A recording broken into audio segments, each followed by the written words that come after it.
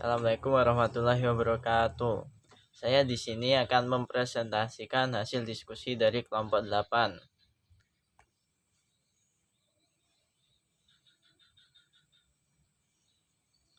Garis besar dari bab 8 yaitu sifat pendekatan pemrosesan informasi.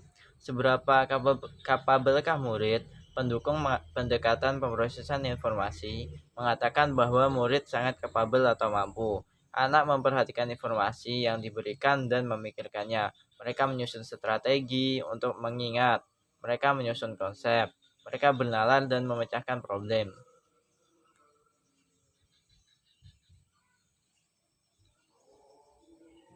Informasi, memori, dan pemikiran. Pendekatan pemrosesan informasi menyatakan bahwa murid mengolah info, memonitornya, dan menyusun strategi berkenaan dengan informasi tersebut.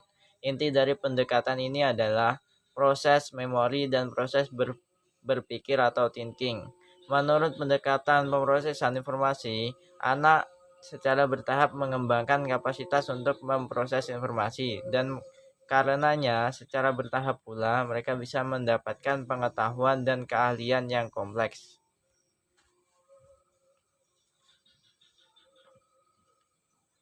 Pandangan Shigler. Robert Shigler 1998 mendeskripsikan 3 karakteristik utama dari pendekatan pemrosesan informasi. Proses berpikir, yaitu proses berpikir, mekanisme pengubah, dan modifikasi diri.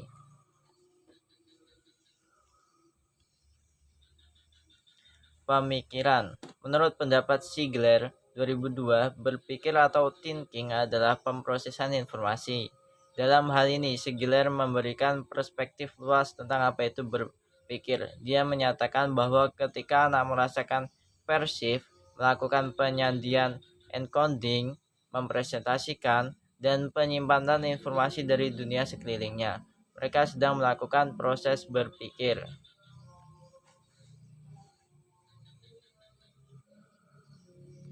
Mekanisme pengubah. Shigler 2002 berpendapat bahwa dalam pemrosesan informasi fokus utamanya adalah pada peran mekanisme pengubah dalam perkembangan. Dia percaya bahwa ada 4 mekanisme yang bekerja sama menciptakan perubahan dalam keterampilan kognitif anak, yaitu encoding atau penyandian, otomatisasi, konstruksi strategi, dan generalisasi.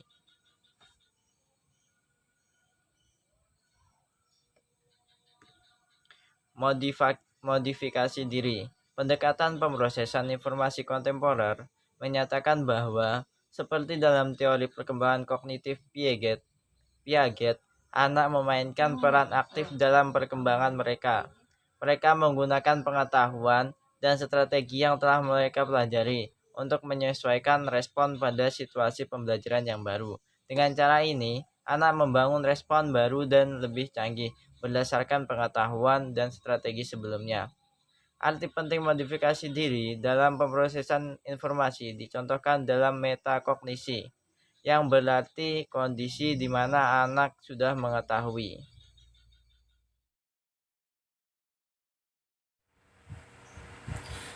Assalamualaikum warahmatullahi wabarakatuh. Saya Lintang Gita Ramadhani, NIM A320200196, ingin mempresentasikan bab 8 tentang memori. Apa itu memori? Memori atau ingatan adalah retensi informasi. Memori membuat diri kita terasa berkesinambungan. Tanpa memori, kita tidak mampu menghubungkan apa yang terjadi kemarin dengan apa yang kita alami sekarang. Penting untuk tidak memandang dari segi anak menambahkan sesuatu ke dalam ingatan, tetapi harus dilihat dari bagaimana anak menyusun memori mereka. Agar memori bekerja, anak harus mengambil informasi, menyimpannya, dan mengambilnya untuk tujuan di kemudian hari. Kita akan berdiskusi tentang encoding atau penyandian, lalu penyimpanan, dan pengambilan atau retrieval. Yang pertama, encoding, yaitu proses memasukkan informasi ke dalam memori. Saat murid mendengarkan guru bicara, dia sedang menyandikan informasi ke dalam memori. Ada 6 konsep yang berhubungan dengan encoding. 1. Atensi, 2. Pengulangan, 3. Pemrosesan mendalam, 4. Elaborasi, 5. Mengkonstruksi citra atau imaji, 6. Penataan atau organisasi. Yang pertama, atensi, yaitu mengonsentrasikan atau memfokuskan sumber daya mental. Atensi bersifat selektif karena sumber daya otak terbatas. Contoh, saat murid belajar untuk menghadapi ujian, mereka harus fokus secara selektif pada buku yang mereka baca dan menghindari gangguan lain seperti suara televisi dan lain-lain. Biasanya, anak lebih fokus pada aspek yang menonjol. Contoh, pada saat anak menonton video badut, anak kemungkinan besar lebih tertarik kepada badutnya ketimbang instruksinya. Lalu, bagaimana cara membantu anak memberi perhatian? Yang pertama, ajak murid untuk memberi perhatian dan meminimalkan gangguan. 2. Gunakan petunjuk bahwa ada sesuatu yang penting. Contoh, dengan mengulangi sesuatu dengan penekanan. Terlalu bantu murid untuk membuat petunjuk sendiri dengan kata ingat, fokus. Lalu gunakan komentar instruksional. Selanjutnya, buat pembelajaran menjadi lebih menarik. Gunakan media atau teknologi secara efektif. Lalu fokuskan pembelajaran menjadi lebih menyenangkan. Jangan terlalu banyak membebani murid. Lalu perhatikan perbedaan kemampuan atensi murid. Yang kedua yaitu pengulangan atau rehearsal, yaitu repetisi informasi dari waktu ke waktu. Pengulangan bekerja dengan baik apabila murid mengingat daftar memori untuk periode yang singkat. Saat mereka harus mempertahankan waktu panjang, seperti saat mereka sedang belajar untuk ujian yang akan dilakukan seminggu lagi, maka harus dilakukan strategi pengulangan. Alasan kenapa pengulangan tidak dapat bekerja dengan baik, yaitu karena pengulangan sering hanya berupa mengulang informasi tanpa memberikan makna pada informasi itu. Jadi, kita harus memberikan makna agar mereka bisa mengingat lebih baik. Yang ketiga, yaitu pemrosesan mendalam. Fergus Craig dan Robert Lockhart pada tahun 1972 mengatakan bahwa kita dapat memproses informasi pada berbagai level. Jadi, pemrosesan mendalam akan menghasilkan memori yang lebih baik. Pada level dangkal, mendeteksi garis, sudut, dan kontur dari huruf cetak atau frekuensi, durasi, dan kekerasan suara. Pada pemrosesan menengah, objek berkaki 4 dan menggonggong akan diidentifikasi sebagai anjing. Pada level terdalam, informasi akan diproses secara semantik dari segi maknanya.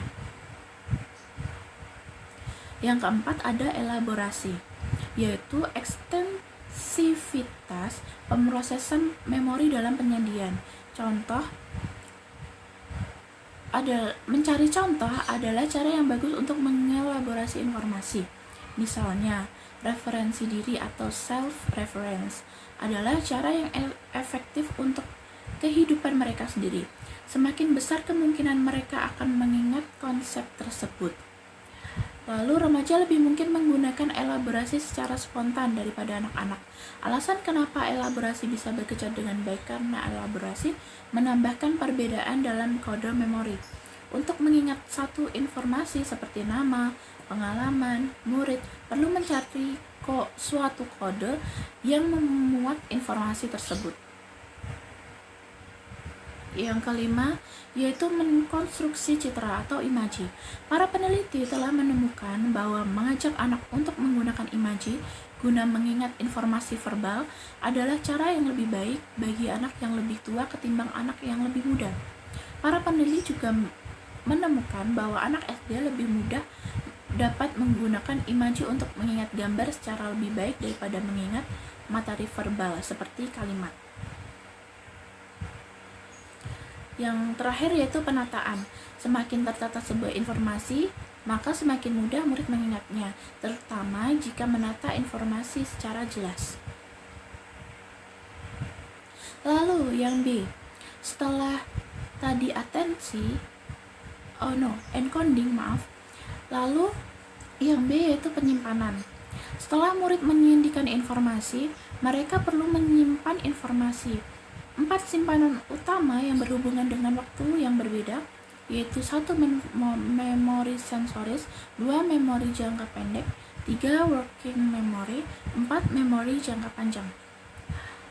Anak mengingat beberapa informasi selama kurang 1 detik, beberapa informasi diingat selama setengah menit, dan informasi lainnya diingat selama beberapa menit, jam, tahun, bahkan seumur hidup. Yang pertama yaitu memori sensoris, yaitu mempertahankan informasi hanya dalam beberapa saat, tidak lebih lama ketimbang waktu murid menerima sensasi visual, suara, dan sensasi lainnya. Murid punya memori sensoris untuk suara selama beberapa detik, tetapi memori sensoris untuk visual hanya bertahan 1/4 detik. Karena sensoris hanya bertahan sesaat, maka murid harus memperhatikan informasi yang penting bagi pembelajaran mereka. Yang kedua, yaitu memori jangka pendek, yaitu sistem memori berkapasitas terbatas di mana informasi dipertahankan sekitar 30 detik, kecuali jika informasi itu diulangi atau diproses lebih lanjut. Jangka pendek kapasitasnya memang terbatas, tapi durasinya relatif lebih panjang. Yang ketiga, yaitu working memory, sistem yang secara temporer mempertahankan informasi saat orang melakukan tugas. Working memory adalah semacam meja kerja mental di mana informasi dikelola dan dipadukan untuk membantu kita membuat keputusan, memecahkan masalah, dan memahami bahasa tulis dan lisan. Working memory adalah sistem memori yang sangat aktif. Lalu yang keempat yaitu memori jangka panjang, yaitu tipe memori menyimpan banyak informasi selama periode waktu yang lama secara relatif permanen. Kapasitas memori jangka panjang manusia bisa mencapai 280 triliun bit, yang berarti pada dasarnya tak terbatas. Bahkan yang paling mengesankan adalah efisiensi yang dilakukan seseorang untuk mengambil informasi. Seringkali tidak dibutuhkan waktu lama untuk mencari informasi yang diinginkan. Lalu, memori jangka panjang dibagi menjadi 2, yaitu memori deklaratif dan prosedural. Memori deklaratif dibagi lagi menjadi 2, yaitu memori episodik dan semantik. Yang pertama, memori deklaratif atau memori eksplisit, yaitu pengingat kembali informal secara sadar.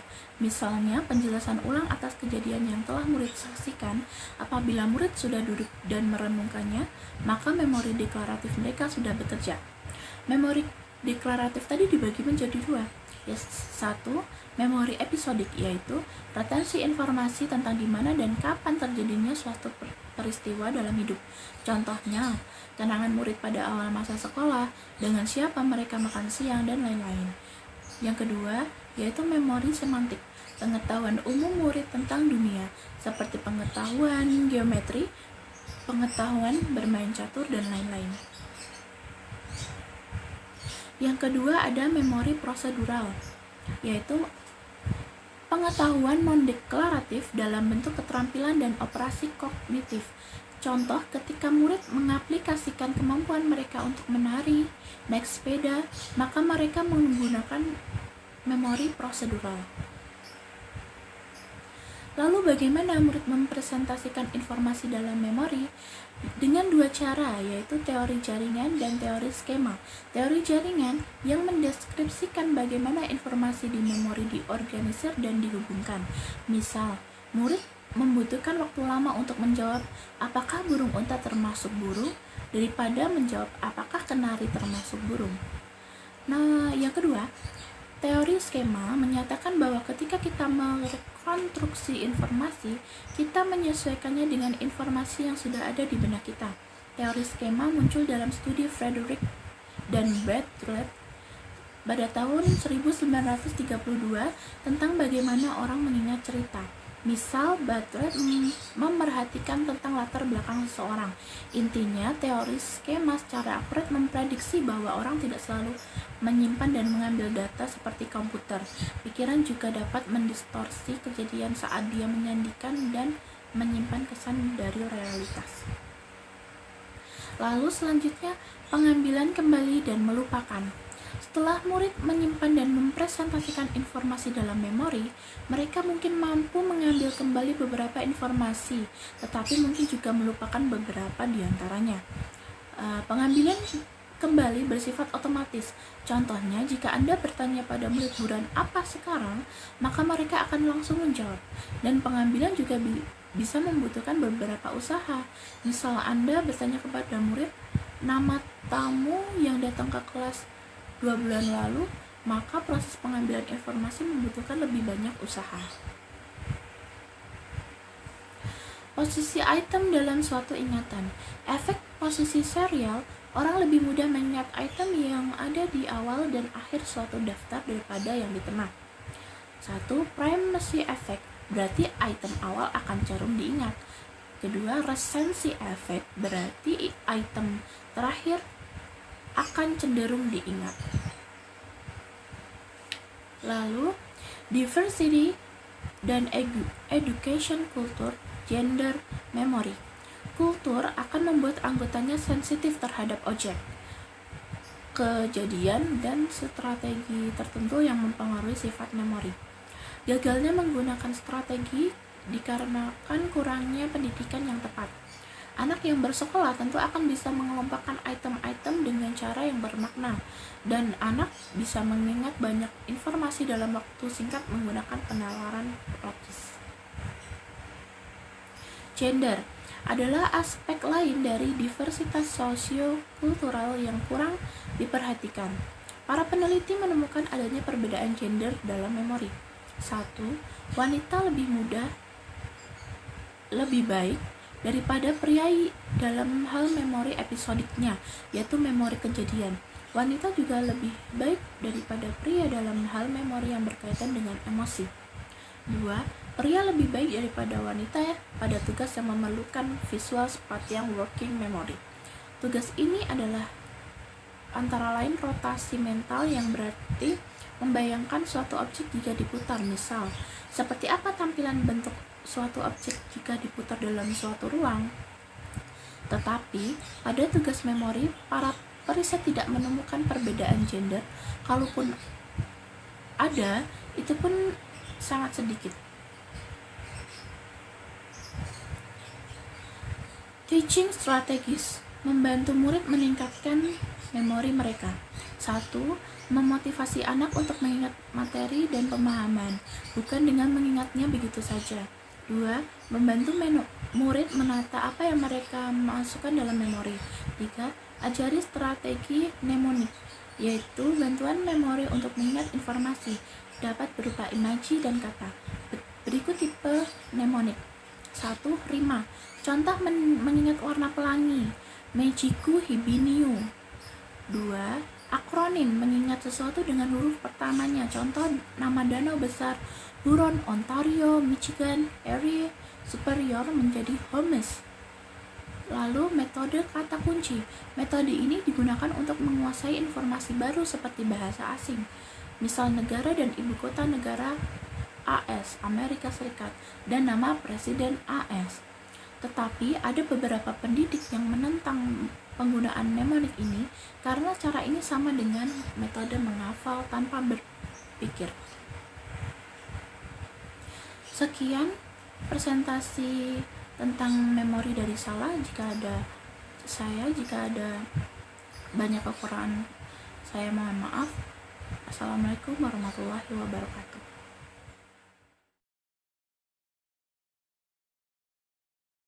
Keahlian adalah kemampuan kita untuk mengingat informasi baru tentang suatu objek yang akan tergantung kepada apa yang telah kita ketahui tentangnya. Misalnya, kemampuan murid untuk menerangkan kembali apa yang telah dilihatnya saat dia di perpustakaan sebagian besar dipengaruhi oleh apa yang diketahui sebelumnya tentang perpustakaan itu, seperti di mana buku dengan topik tertentu, bagaimana cara ngecek buku, dan sebagainya. Jika dia tahu sedikit tentang perpustakaan, murid itu akan butuh lebih lama untuk menjelaskan apa-apa yang ada di sana.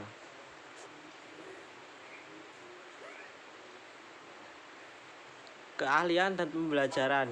Mempelajari perilaku dan proses mental dari para ahli bisa membantu kita mendapat pengetahuan tentang bagaimana memandu murid agar lebih menjadi pembelajar yang lebih efektif. Apa saja sesungguhnya yang dilakukan Pak ahli? Mereka 1. Memperhatikan ciri dan pola informasi bermakna yang tidak dilihat pemula. 2. Punya banyak isi pengetahuan yang diorganisasikan dengan cara yang merefleksikan pemahaman yang mendalam atas subjek tersebut. 3. Mengingat kembali aspek penting dari pengetahuan mereka tanpa banyak usaha. 4. Bersikap adaptif dalam pendekatan mereka.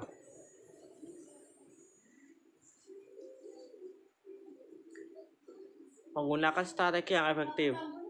1. Pola organisasi yang bermakna.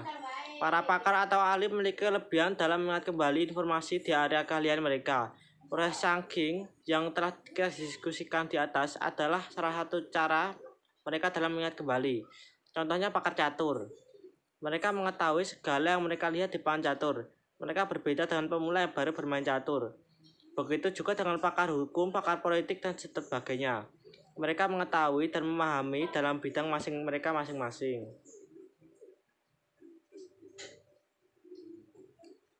2. Pengambilan cepat.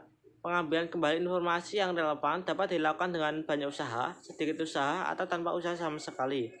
Pakar mengambil informasi dari memori hampir tanpa usaha sama sekali, sedangkan pemula membutuhkan lebih banyak usaha untuk mengambil informasi. 3. Keahlian adaptif. Pertanyaan penting lainnya adalah apakah beberapa cara dalam menata pengetahuan adalah lebih baik ketimbang cara lainnya dalam rangka membantu orang lebih fleksibel dan beradaptasi dengan situasi baru. Pakar adaptif mampu untuk memahami situasi baru secara lebih fleksibel, tidak secara kaku atau tetap.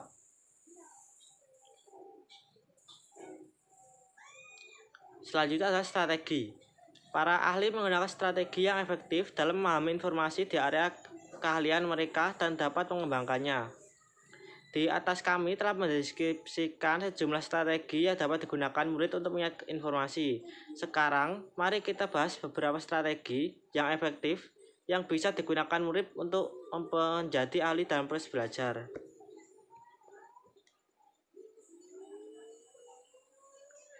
Murid yang berkompeten lebih mungkin menggunakan strategi pembelajaran yang efektif ketimbang murid yang tidak kompeten. Menemukan banyak variasi dalam kemampuan guru dan membantu murid meningkatkan strategi pembelajaran mereka. Beberapa guru berusaha membantu murid dengan strategi mereka, tetapi secara keseluruhan hanya ada sedikit instruksi dalam strategi untuk berbagai aktivitas yang luas. Strategi kemungkinan besar diajarkan dalam pembelajaran matematika dan pemecahan soal. Tujuan pendidikan penting bagi guru adalah menggabungkan lebih banyak strategi pengajaran di kelas. Tidak cukup hanya mengajari murid isi pengetahuan. Berikut ini beberapa ide yang bagus untuk membantu murid meningkatkan strategi studi dan pembelajaran mereka, yaitu dengan cara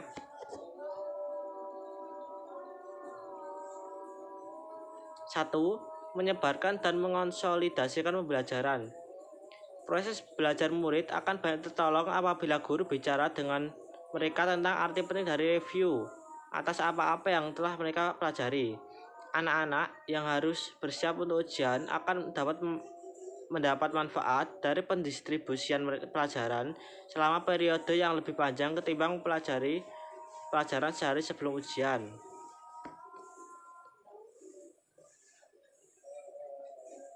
2. Mengajukan pertanyaan untuk diri sendiri. Misalnya, saat anak membaca, mereka dapat didorong untuk berhenti secara periodik dan mengajukan pertanyaan seperti, apa makna dari apa yang baru saja aku baca? Mengapa ini penting? Murid dapat menggunakan strategi pertanyaan sendiri ini saat mereka mendengarkan pelajaran Anda, mendengarkan bicara, atau menonton video. Jika Anda secara periodik mengingatkan murid untuk mengajukan pertanyaan tentang pengalaman mereka sendiri, mereka kemungkinan besar akan mengingat pengalamannya itu. 3. Mencatat dengan baik. Membuat catatan yang baik, entah itu dari pembelajaran atau teks, akan membantu pembelajaran murid. Ketika murid dibiarkan mencatat tanpa diberi strategi lainnya, mereka cenderung akan mencatat secara ringkas dan tak teratur. Karena itu, berikut ini beberapa strategi mencatat yang baik. 1. Ringkasan adalah di mana murid hanya menulis inti dari topik atau garis besar topik. Dan untuk mempermudahkannya, biasanya akan menggunakan peta konsep. 2. Menggunakan sistem studi. Sistem yang lebih baru adalah PQ4L, singkatan dari Preview, Question, Read, Reflect, Recite, and Review.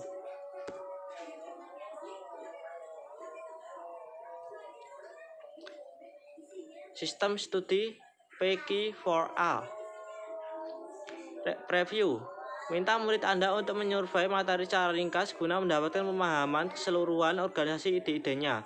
Mintalah mereka untuk agar selalu membaca judul untuk melihat topik utama dan subtopik yang akan dibahas. 2. Question ajak anak untuk mengajukan beberapa pertanyaan kepada diri mereka sendiri tentang materi setelah mereka membacanya. Read adalah meminta anak-anak untuk membaca materinya. Dorong murid Anda menjadi pembaca aktif. Usahakan mereka berkonsentrasi pada bacaannya dan berusaha memahami apa yang telah dikatakan oleh penulisnya. Reflect dengan sesekali berhenti dan merenungkan materi, murid akan dapat meningkatkan pemahaman akan maknanya. Dorong murid untuk melakukan analisis pada poin studi ini. Recite ini berarti murid menguji diri sendiri untuk mengetahui apakah mereka dapat mengingat materi dan merekonstruksinya. Pada poin ini, suruh murid menyusun serangkaian pertanyaan tentang materi dan menjawabnya. Yang terakhir adalah review. Pada poin ini, mereka harus membaca ulang dan mempelajari kembali materi yang tidak mereka ingat atau tidak mereka pahami dengan baik.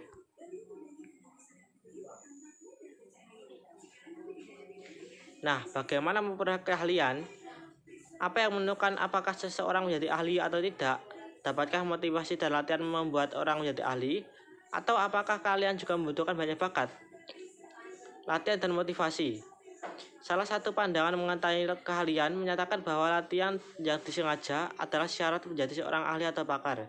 Ini bukan hanya satu jenis latihan, ini melibatkan tugas latihan pada level kesulitan yang tepat untuk individual, memberikan umpan balik informasi, mengizinkan kesempatan untuk repetisi, dan mengizinkan koreksi kesalahan. Banyak individu gagal menjadi pakar karena mereka tidak mau melakukan banyak latihan selama bertahun-tahun.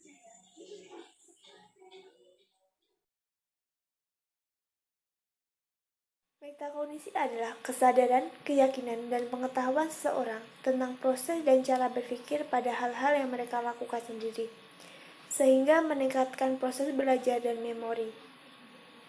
Istilah ini pertama kali diperkenalkan oleh John Flavel pada tahun 1976, yaitu seorang psikolog dari Universitas Stanford.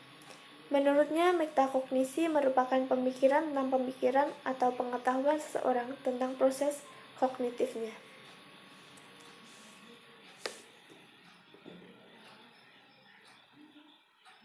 Menurut Flavel, komponen metakognisi ada dua. Yang pertama pengetahuan dan kedua keterampilan. Yang pertama pengetahuan metakognisi yaitu pada pikiran seorang pada saat sekarang.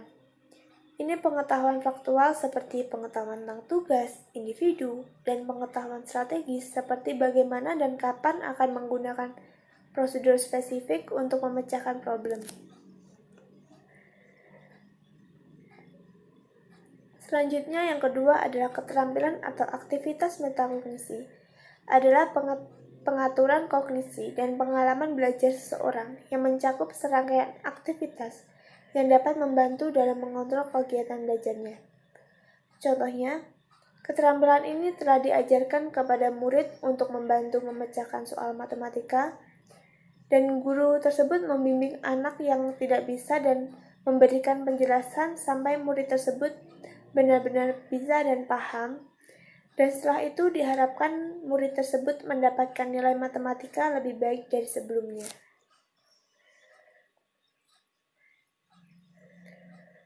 Selanjutnya, developmental change atau perubahan developmental ini memfokuskan pada metamemori, seperti mengetahui bahwa tes pengenalan lebih mudah daripada tes mengingat. Ini juga mencakup pengetahuan tentang memori seseorang, seperti apakah murid tersebut sudah memonitor dirinya sudah cukup belajar untuk melakukan ujian besok ataukah belum. Dan contoh dari developmental change tersebut adalah usia di bawah 5 tahun, anak biasanya mengetahui bahwa item yang familiar lebih mudah untuk dipelajari daripada item yang kurang dikenal, dan bahwa lupa lebih mungkin terjadi dengan seiringnya waktu. Sedangkan usia 5-6 tahun, anak memahami bahwa mengingat intisari cerita lebih mudah ketimbang mengingat verbatim. Dan untuk usia 7 tahun ke atas, anak-anak akan memberikan evaluasi yang lebih realistis. Selanjutnya, the good information processing model. Para ahli yakin bahwa ada 3 langkah utama untuk menjadikan kognisi anak-anak menjadi baik, yaitu anak-anak diajarkan oleh orang tua atau guru untuk menggunakan strategi tertentu. Yang kedua, guru dapat menunjukkan persamaan dan perbedaan dalam banyak strategi dalam bidang.